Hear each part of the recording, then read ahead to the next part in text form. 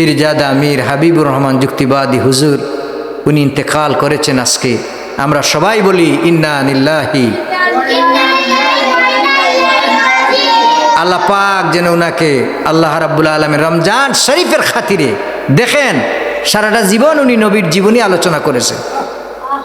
একজন আশিকের রাসূল, সাচ্চা আশিকের রাসূল, এত এশক, এত মহব্বত নবীর, সমস্ত বিতর্কের ঊর্ধ্বে যিনি ছিলেন, কারো সমালোচনা কোনোদিন তিনি করেন নাই।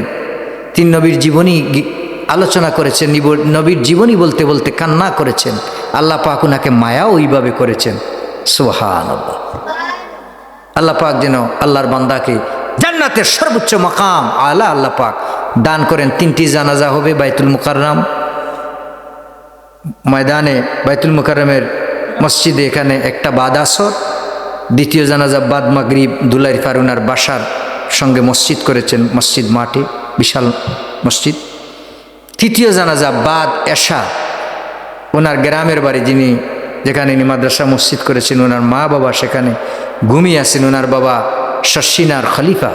সুবহানাল্লাহ। ওনারা এখানে ঘুমিয়ে আছেন, বাদ এশা এখানে জানাজা হবে, গ্রামের বাড়িতে ওনাকে দাফন করা হবে। আল্লাহ পাক যেন কবুল করেন, মঞ্জুর করেন। সারাটা জীবন ভর তিনি বললেন, আমাকে যদি আল্লাহ পাক আরো হায়াত দিতেন তো মানুষের তৃষ্ণা আমি নিবারণ করতে পারতাম না। এত চাহিদা, এত তৃষ্ণা মানুষের, ওনার কণ্ঠে মানুষ আলোচনা শুনতে। আল্লাহ পাক মায়া করেছেন, মহব্বত করেছেন। আমরা নিশ্চিত বলতে পারি উনি জান্নাতি, ঠিক কিনা?